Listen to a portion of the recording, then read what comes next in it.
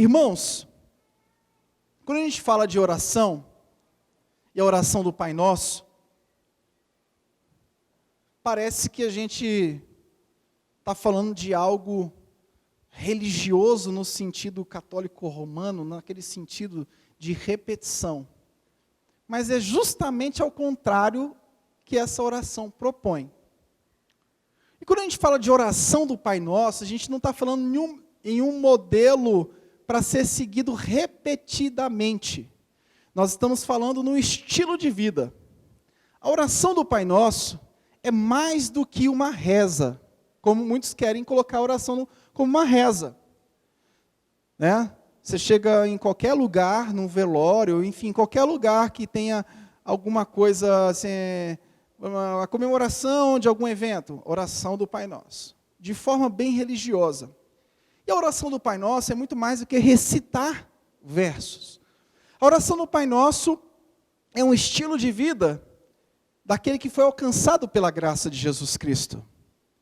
É a prática, a oração do Pai Nosso é a prática daquele homem que foi regenerado pelo Senhor.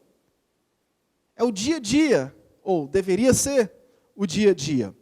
Portanto, vós orareis assim: Pai nosso que estás nos céus, santificado seja o teu nome, venha o teu reino, faça-se a tua vontade, assim na terra como nos céus. O pão nosso de cada dia dá-nos hoje. Perdoa as nossas dívidas, assim como nós temos perdoado aos nossos devedores. E não nos deixes cair em tentação, mas livra-nos do mal, pois teu é o reino, o poder e a glória para sempre. Amém. O versículo 14 é muito negligenciado, mas o versículo 14, ele está dentro do contexto dessa oração, porque ele reforça o versículo 12. E diz assim: porque se perdoardes aos homens as suas ofensas, também vosso Pai vos perdoará. Se, porém, não perdoardes aos homens as suas ofensas, tampouco vosso Pai vos perdoará as vossas ofensas. Meus queridos,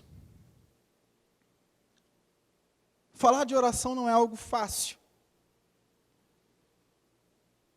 E se torna mais difícil num Brasil tão místico, um Brasil que tem tantas crendices religiosas. Falar de oração não é algo fácil, porque nós estamos diante de um Brasil que ora. Tem oração para tudo quanto é lado. Oração em todos os lugares. Todo mundo ora. Todo mundo reza. O Brasil é um país da oração. Michel Temer tomou posse agora, já estava lá uns orando junto com ele. Né? Graças a Deus. O Brasil é um país que ora. Nós somos um povo que o tempo todo... O meu irmão esses dias chegou para mim e falou assim: ora por mim, que eu vou fazer uma prova. Aí eu brinquei com ele: você pode parar com isso, que eu não sou seu guru não, tá?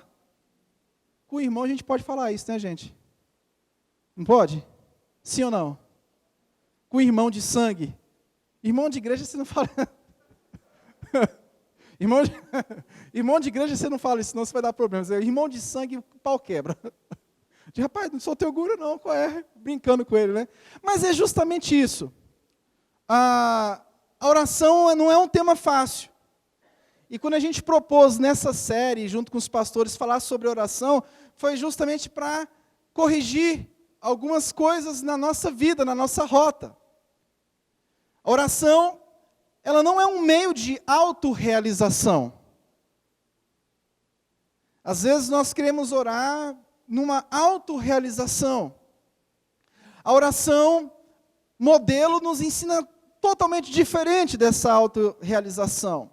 E muitas das vezes, a oração transforma Deus numa criatura e te transforma em Deus.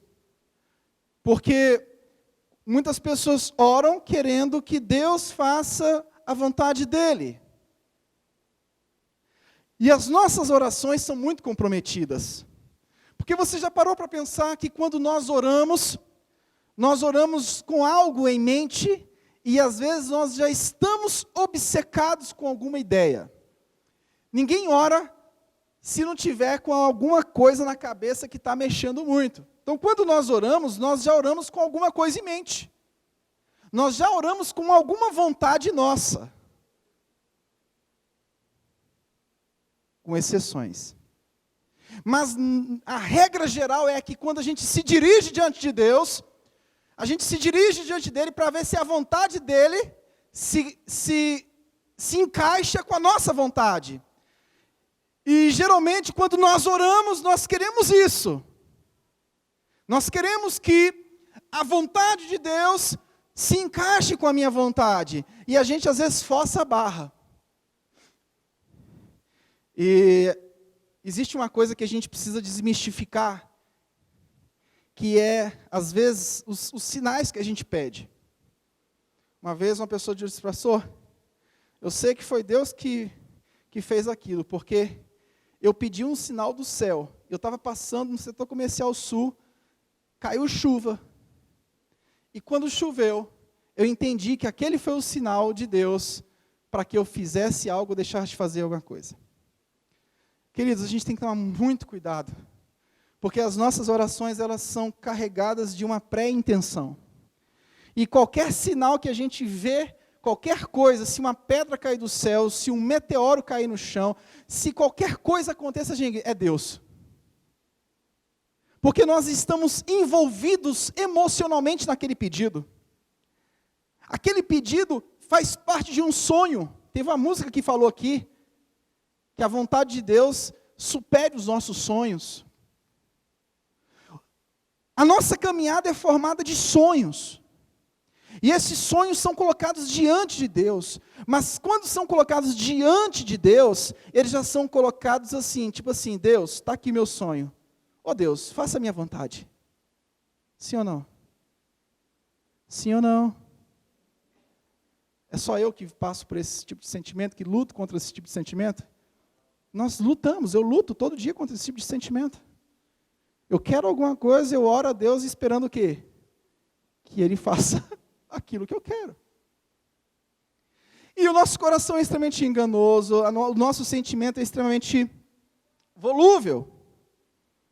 A prática do Evangelho é uma coisa muito interessante. Outra coisa que eu queria desmistificar aqui é acerca da oração forte.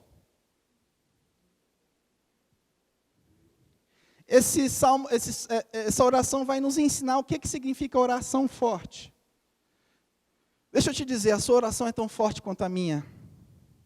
Se a minha oração e a sua for feita dentro do contexto da vivência diária do Evangelho,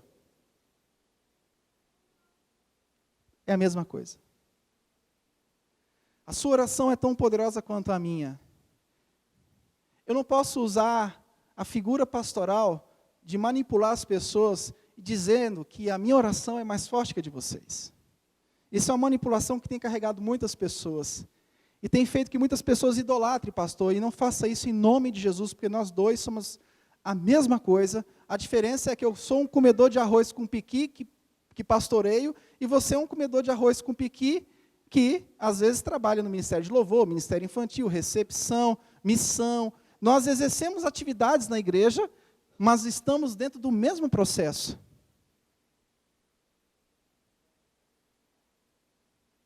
Vai ser muito melhor para mim, muito melhor para você, se você entender isso. Porque o centro do culto não sou eu. O centro do culto é Jesus Cristo. Jesus que tem que estar no centro dessa igreja. A palavra de Deus que tem que estar no centro dessa obra. Eu sou um chamado de Deus para cumprir a vontade de Deus, somente. Não tem nada de sobrenatural na minha vida, a não ser aquilo que já tem na sua. Eu nasci de novo como você nasceu de novo. E nós desempenhamos tarefas diferentes no reino de Deus. Tarefas, digo eu, complementares, parafraseando a Bíblia.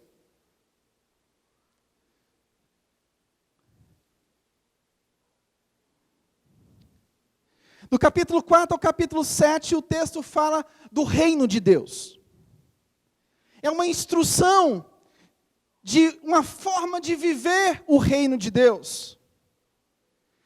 É uma instrução para que nós caminhamos além dos escribas e fariseus, que davam esmolas diante de todos para serem vistos, que oravam nas praças com a intenção de publicar aquilo, com a intenção de publicizar, com a intenção de mostrar que eram homens de Deus.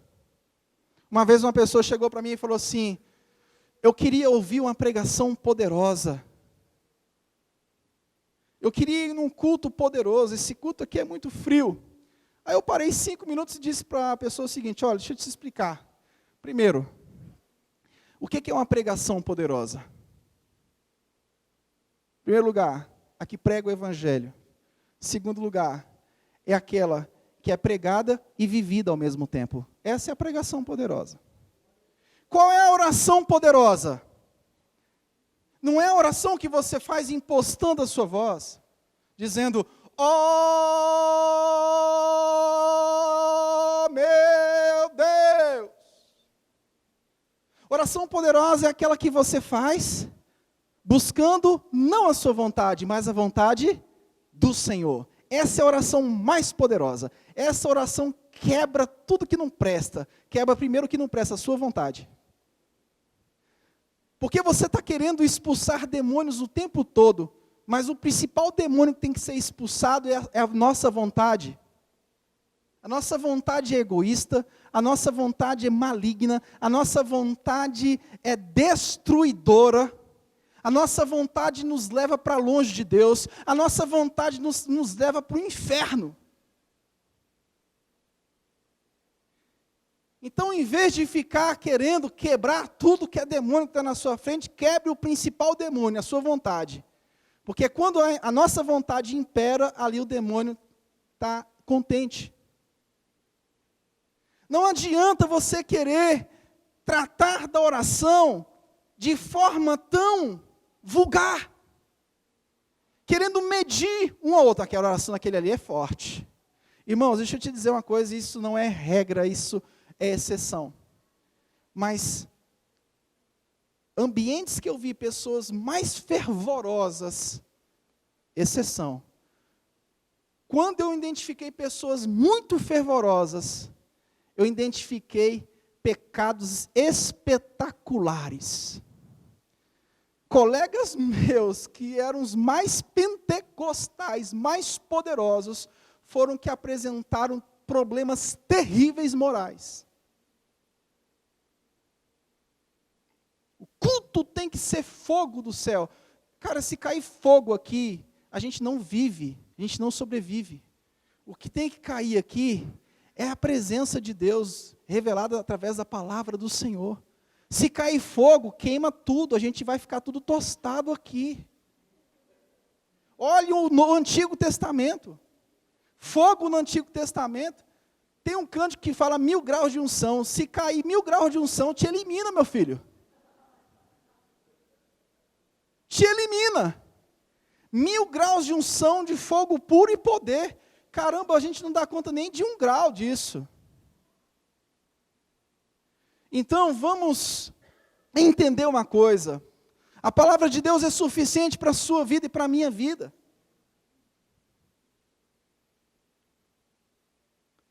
E a gente, para entender a oração do Pai Nosso, a gente tem que entender o contexto. Primeiro, existe 3 tipos de oração aqui. Primeiro, a oração de ostentação gospel. Versículo 5, versículo 6. Diz assim, é o contexto, vamos para o contexto primeiro.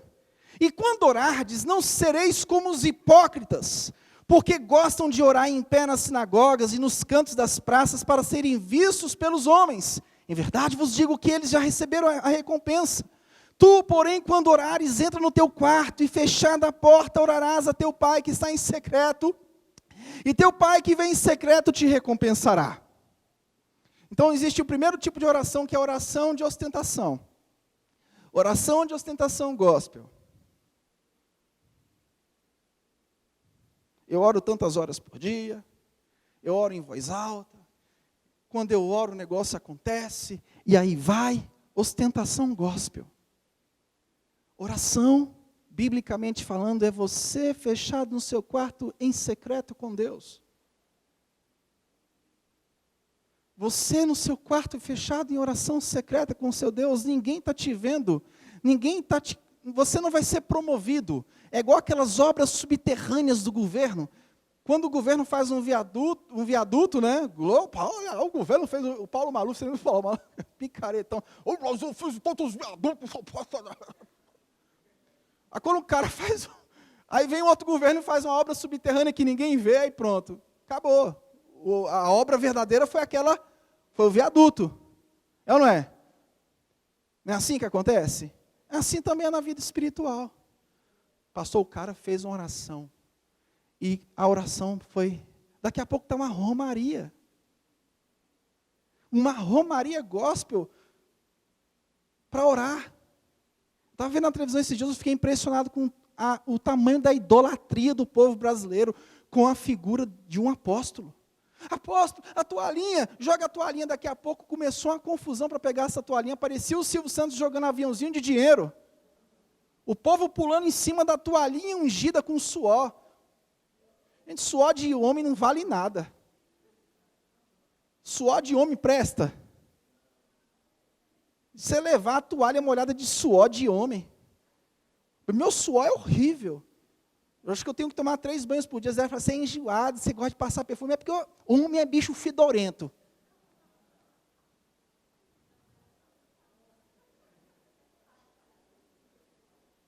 Se eu pegar a minha toalha e passar no meu rosto e te der, você vai morrer, cara. Porque o poder não está nisso. Segunda oração. Primeira oração de ostentação gospel. Senhor, eis aqui o teu servo, Senhor. Pecador. Mas o Senhor conhece, Senhor, o teu servo. O Senhor sabe quem é o teu servo. Quase tipo assim, dizendo assim, Deus, apresenta a minha carta aí para o povo. Ostentação. Olha, desde a minha infância até hoje, homens que entraram nessa rota apresentaram problemas morais terríveis. Porque existe uma autojustificação nesse tipo de posição que ele não vai conseguir suportar com o tempo.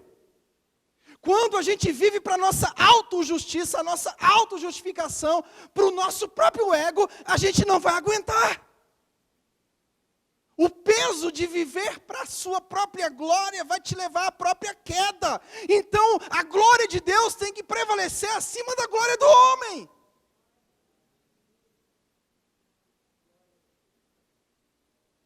Sempre. A glória de Deus tem que prevalecer. A Ele seja a glória. E não a homens. Segunda oração, oração não refletida. Oração com vãs repetições. Você já parou para orar às vezes e começa a cair no sono, daqui a pouco você está abençoando Deus? Deus, eu te abençoo em nome de Jesus. A pessoa está orando tanto, está falando tanta merda, desculpe o termo, está falando tanta besteira, que daqui a pouco ela está abençoando Deus. Tem até um cântico que a gente corrigiu esses dias, né Breno? Eu falei, Breno, tira esse negócio aí, tem um cântico que diz assim, que eu quero abençoar o coração de Deus. Rapaz, quem sou eu para abençoar o coração de Deus? Ele já é santo. Eu vou abençoar o coração de Deus, puxa vida, quanta pretensão. É eu que preciso ser abençoado por Ele. Eu vou abençoar Deus. Eu acho que o cara estava fumando droga sintética quando ele fez esse cântico, só pode. Eu estava vendo uma reportagem da droga sintética, que Deus o livre os nossos filhos disso. O cara fica retorcendo, fica dando umas tiradas assim, ó, tuf, tuf. Eu acho que o cara, quando produziu esse cântico, ele devia estar com aquilo, porque não pode abençoar o coração de Deus. Onde nós estamos caminhando, gente? 7, 8. E orando, não useis de vãs repetições como os gentios, porque presumem que pelo muito falar serão ouvidos. Não vos assemelheis, pois, a eles, porque Deus, o vosso Pai, sabe o que tendes necessidade antes que lhe peçais. Então, essa aqui é a oração não refletida. Aquela oração doida. Como diz o baiano, doida. Oração doida. O cara vai falando, porque Senhor... E volta. De repente o cara está abençoando, está falando coisa, daqui a pouco ele está amigo do diabo na oração. Deus abençoa o diabo também. De tanto falar, o cara começa a tropeçar naquilo que ele está falando. E a oração modelo vem para corrigir isso, gente. A oração modelo está no versículo 9 ao 13. Não quer dizer que nós temos que repeti-la como reza. É um modelo para ser seguido na nossa caminhada. Ah, pastor, eu tenho que chegar em casa e orar 9 Pai Nossos. Não é isso. Oração modelo é a nossa prática de vida e caminhada com o Senhor. Você pode orar essa oração em alguma circunstância? Pode, mas ela não é para repetição, ela é para ser colocada em prática. É o dia a dia do crente. Primeiro, o texto fala de Pai Nosso, o Deus soberano, mas também pessoal. Deus é soberano, mas também Ele é pessoal. É o Deus que nos conhece pelo nosso nome. É o Deus de tudo. É soberano sobre todos, mas é o Deus pessoal. E a gente tem que entender isso. No século XIX eles colocaram um Deus distante. No século XXI colocaram Deus até perto demais, querendo que Deus resolva todos os problemas da sua vida, até aqueles que você tem que resolver e não resolve. Então a gente tem que entender que há uma tensão. Entendermos que Deus é soberano, mas que Ele é pessoal. Mas essa pessoalidade de Deus não é para você fazer dele o seu guru. Deus é pessoal, Deus pode interferir em situações? Pode. Deus pode curar? Claro que pode. Deus pode fazer milagres? Claro que pode. Se eu te parar para contar tudo isso que eu já vi. Tem gente que fala assim, pastor, você não acredita em cura e milagre? Claro que eu acredito. Só que eu não transformo isso no carro-chefe da igreja, que eu não quero que aqui vire romaria de cura e milagre. É claro que eu acredito nisso. Depois eu posso sentar para você e contar várias coisas em relação a isso. É claro que eu tenho que acreditar nisso. Eu tenho que acreditar que Deus é soberano, mas que Ele é pessoal também. Mas essa pessoalidade que a gente tem que tomar cuidado. Porque a gente acha que Deus tem que ser o nosso guru.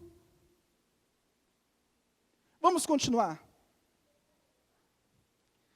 Deus soberano, Deus pessoal, um Deus atencioso.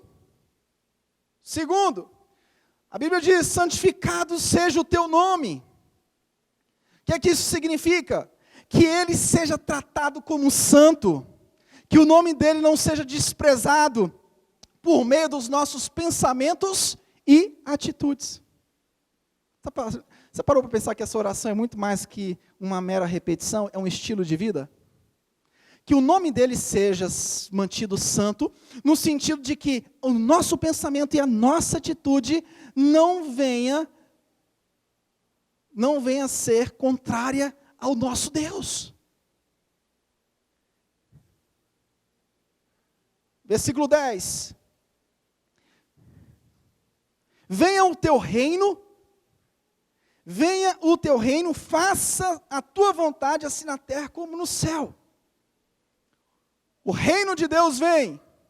O reino de Deus é o governo soberano do Senhor. E quando nós oramos para que a vontade de Deus seja feita, é aí que trava tudo. Essa parte é a parte mais nevrálgica, mais difícil de entender. Por quê? Vamos lá. Seja feita a tua vontade, assim na terra como no céu. É uma oração para que a vontade de Deus seja feita nos indivíduos, na sociedade.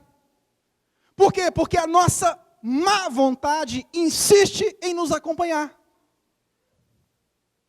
A nossa má vontade insiste em andar conosco. A nossa vontade insiste em seguir ao nosso lado. Então nós temos que sempre orar isso. Senhor, que a tua vontade seja feita e não a minha. Oramos para que a vontade de Deus reine a cada dia, mais e mais, quebrando a resistência. Qual resistência? Qual resistência? Pare de colocar o diabo em tudo. A nossa resistência é contra o mundo, contra o diabo e contra a carne. Contra a nossa própria carne, gente. É muito fácil culpar o diabo de tudo, e esquecer que nós temos uma carne nojenta que luta o tempo todo para se satisfazer através da sua vontade. Quando eu transfiro tudo para Deus, ou transfiro tudo para o diabo, é uma ótima alternativa para eu sair de cena. Dizer, não, eu saio de cena, o negócio lá é Deus e o diabo. Deixa os dois se pegando lá. É o diabo, pastor. Tudo que é de bom, vem de Deus. Tudo que não presta, vem do diabo. Já pensou se Jó tivesse caído nessa? A mulher dele. Ah, rapaz, amaldiçoa o teu Deus. Uma ideia pagã. Achar que as coisas negativas não podem vir de Deus. Isso é paganismo puro. Amaldiçoa o teu Deus, Jó! Ele diz, olha, a gente recebe o bem, por que a gente não poderia receber o mal de Deus? Por que nós não poderíamos receber o mal do Senhor? A nossa vontade é má. Isso é um ponto difícil. Por quê? Porque nós queremos buscar a vontade de Deus, mas num sentido de adivinhar o que Deus quer para as nossas vidas. O Bruce Waltke fala justamente disso. E tem pessoas que correm atrás de irmãos de oração para descobrir qual é a vontade de Deus. Deixa eu te falar uma coisa, eu sou contra isso terminantemente. Pastor, tem um ali, vou ali, tem um cara ali que eu tenho que saber o que Deus tem para a minha vida. Você quer saber o que Deus tem para a sua vida? Abre a Bíblia. Essa é uma ideia pagã de querer entrar na mente de Deus. Olha, presta atenção. Olha o que o paganismo faz. E às vezes a gente cai nisso inconscientemente, a gente não sabe. Por isso que eu estou aqui para explicar isso para vocês. O paganismo, ele tem uma ideia de querer entrar na mente de Deus para saber o que Deus pensa. Isso é uma ideia pagã.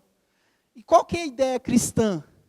A ideia cristã é o crente seguir a Bíblia, e se ele seguiu a Bíblia, a vontade de Deus já está ali na Bíblia. O que você não fizer, o que você deixar de fazer conforme a Bíblia, você vai ser condenado. Agora, se você andar na Bíblia, se você acredita que a Bíblia é a voz de Deus, você não vai ter problema. Então, assim, vamos combinar uma coisa? O dia a dia eu sei que não é difícil. De vez em quando eu caio nessas ciladas também. De querer entrar na mente de Deus para querer descobrir os mistérios de Deus para a minha vida. Deixa eu te dizer uma coisa. Isso é uma ideia pagã. Você não vai encontrar isso. Você vai encontrar profetas falando em nome de Deus para questões nacionalistas em relação ao pecado de Israel. Querer entrar na mente de Deus e saber o que Ele pensa a nosso respeito acerca de toda e qualquer circunstância não é uma ideia bíblica. Por que Deus deixou a Bíblia para nós? Para que a gente leia e viva e pratique-a. Pastor, eu quero saber a vontade de Deus. O que a Bíblia diz? Isso que você vai fazer é pecado? Ou não é pecado? Isso que você vai fazer desagrada o Senhor ou não desagrada? Você sabe por quê? Porque senão a gente vai cair num emocionalismo tremendo. Foi o que eu falei no início.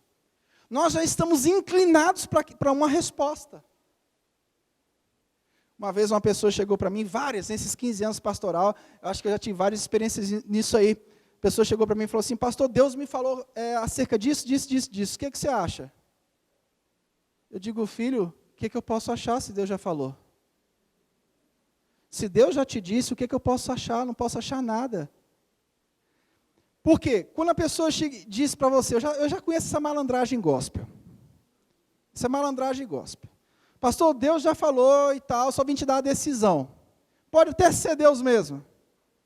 Mas a maioria das vezes eu vejo um emocionalismo terrível. É como se dissesse assim, olha, eu coloquei Deus aqui e ninguém muda a minha posição. Porque quando você coloca Deus na sua decisão, você está dizendo para todo mundo assim, ó, não aceito nenhum pensamento contrário. Cuidado. É a mulher que vira para o marido, Deus já me falou. Cuidado, viu?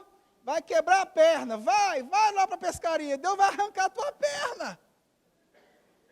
O carro vai capotar no meio do caminho, aí o marido volta igual o gato de 7 vidas. Esse diacho desse homem tem 7 vidas, não pode.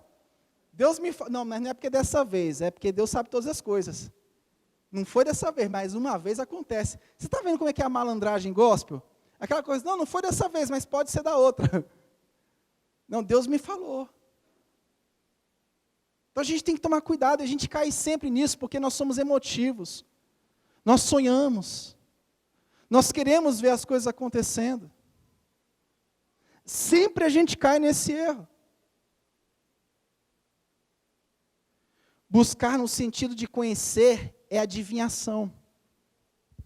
E a Bíblia condena o espírito de adivinhação. Pois isso é entrar na mente de Deus. Quem jamais conheceu a mente do Senhor, diz a própria palavra de Deus. É querer entrar na mente de Deus. Isso é um escapismo para deixar de depender das Escrituras. Isso é uma forma de não depender da Bíblia, porque é muito mais fácil você buscar uma resposta em alguém, do que você chegar em casa e examinar as Escrituras e buscar nas Escrituras. O Novo Testamento não apresenta uma ordem explícita para buscar a vontade de Deus, gente. Não tem. Romanos 12:2 fala que a vontade de Deus é boa, perfeita e agradável. Mas onde essa vontade está? Na Bíblia. Onde essa vontade está? Na palavra do Senhor. E também a gente não pode transformar a Bíblia em caixinha de promessas. Calma aí, eu vou buscar a vontade de Deus.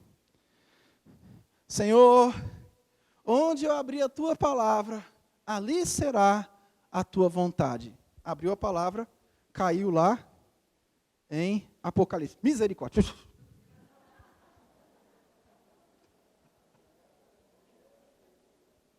O pior é quando cai lá no índice. Ou quando cai nos mapas, que tem na Bíblia, tem os mapas de Israel. Caiu lá no mapa de Israel. Então acho que a vontade de Deus é para eu ir para Israel.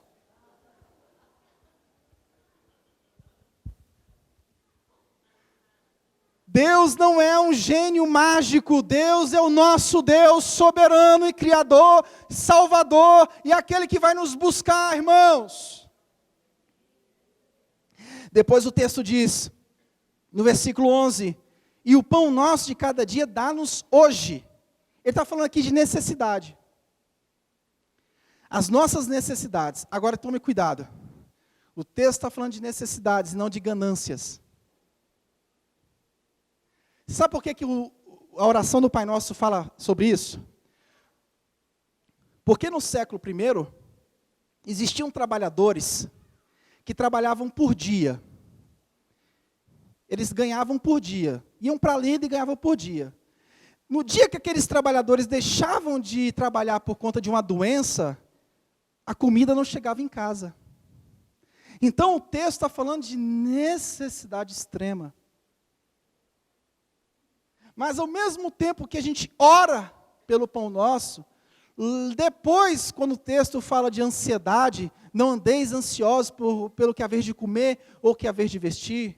Aí o texto fala que Deus, se Ele alimenta as aves dos céus, por que Ele não nos alimentaria? É no sentido de que a nossa oração, em detrimento das nossas necessidades extremas, elas são conforme a vontade de Deus. Mas eu não posso transformar nessa oração, essa petição, num estilo de vida que me leve ao ócio. Num estilo de vida que eu vou orar para Deus mudar as bolinhas do concurso. Não, porque eu preciso passar no concurso. Então, Deus sabe que essa é a minha necessidade extrema. Então, eu vou orar para Deus mudar as bolinhas do concurso. Aí, aquele cara macumbeiro passa no seu lugar. Aquele cara que toca tambor lá, que tem pacto com o diabo lá, ele passa no teu lugar, porque ele estudou 9 horas por dia, e o crente estudou 10 minutos por dia. Porque ele está contando com isso. Então, isso não é um incentivo ao ócio. Isso não é um incentivo para que eu fique parado. Depois o texto diz, perdão das dívidas. Lucas falaria do pecado, mas J.K. fala que o sentido no original é o mesmo. Assim como nós temos perdoado as ofensas que nós recebemos, perdoa-nos, Senhor. As ofensas que recebemos são infinitamente pequenas em relação à ofensa que fizemos ao nosso pai, junto com Adão no Éden. Aquilo que fizemos ao Senhor é infinitamente menor daquilo que o teu irmão fez contigo. Essa oração é muito forte mesmo. Se ela for colocada em prática, ela vai ser forte. Meu irmão, não adianta você ser canelinha de fogo. Estou convicto disso. Não adianta você ir para o monte e ficar lá 4 horas por dia e esquecer o teu marido lá com fome em casa. Dá glória a Deus aí, marido.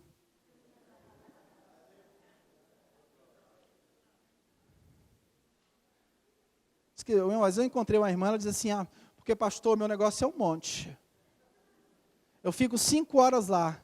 Eu digo, e como é que está lá a janta do maridão, irmã?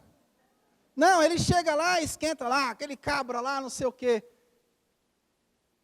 Eu disse o quê? Como é que é? Está orando por todo mundo no monte.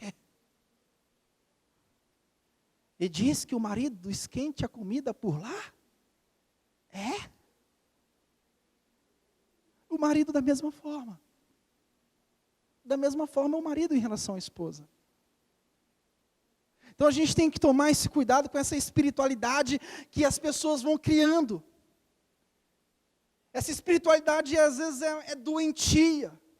A espiritualidade que nós temos que criar é a espiritualidade bíblica, da palavra de Deus. Essa é a verdadeira espiritualidade, é a que está conforme a palavra do Senhor. E no versículo 14 diz, porque se perdoardes aos homens as suas ofensas, ou seja, ele insiste aqui. Oração poderosa é aquela que você faz com o coração limpo. Oração poderosa é aquela que você faz com o seu coração perdoador. Tem gente carregado de mágoa querendo o seu canelinha de fogo, querendo o seu teteté. Quando você vai conhecer a história da pessoa, é uma história de mágoa, uma história de doentia.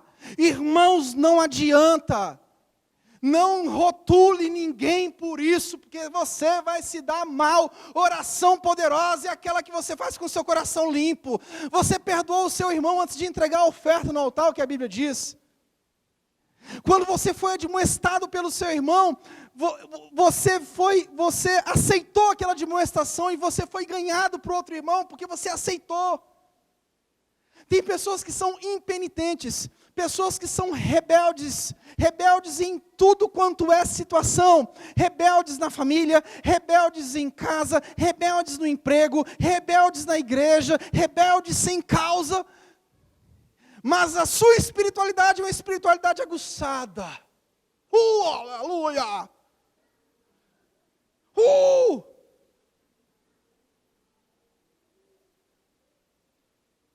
Uma espiritualidade tão forte, tão comovente, Pregação boa é aquela que faz o povo chorar.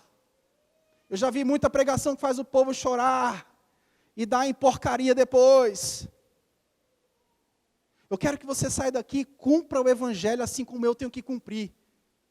Não adianta ficar com lágrima de crocodilo dentro de igreja e sair lá fora e ficar igual o demônio. Não adianta.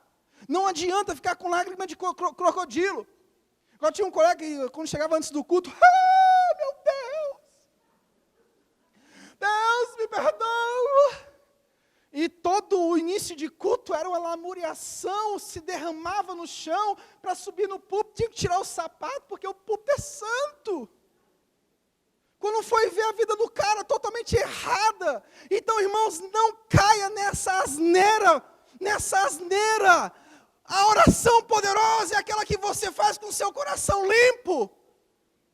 É o que diz Mateus capítulo 5, fala do bem-aventurados limpos de coração, porque verão a Deus.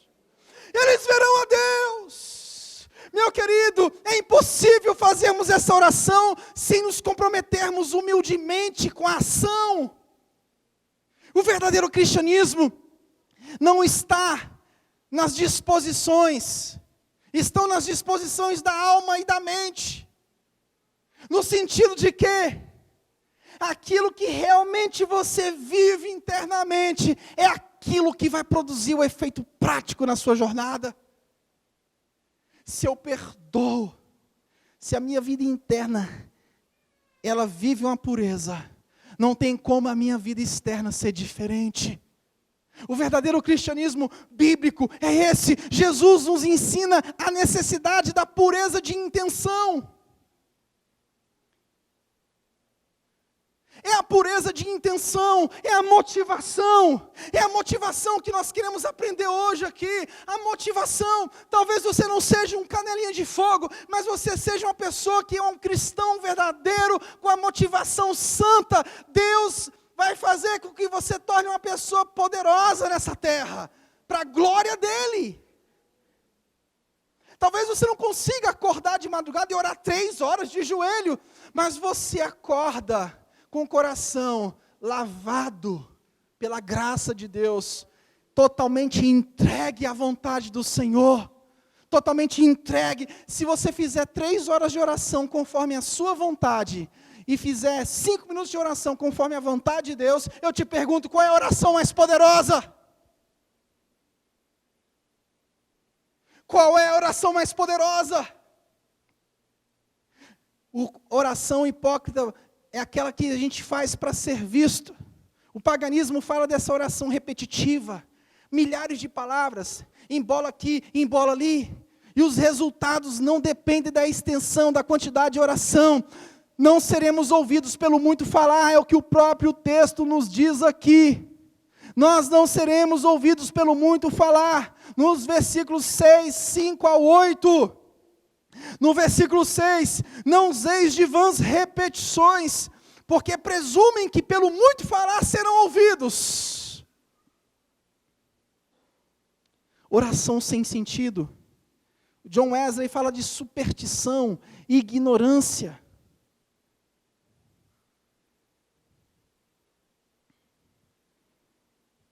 Aquela igreja é fria.